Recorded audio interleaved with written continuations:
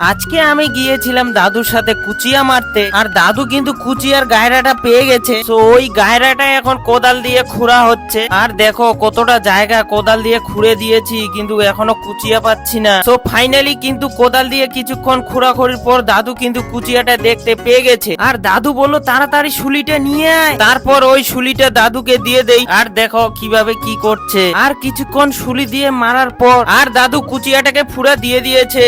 আর দাদু আজকে কুচিয়া ধরতে গিয়ে মাথার ঘাম পায়ে পড়ে যাচ্ছে। তারপর দাদু ধীরে ধীরে শুলিটাকে উঠাচ্ছে। আর দেখো কত বড় পেয়ে গেছি কুচিয়া।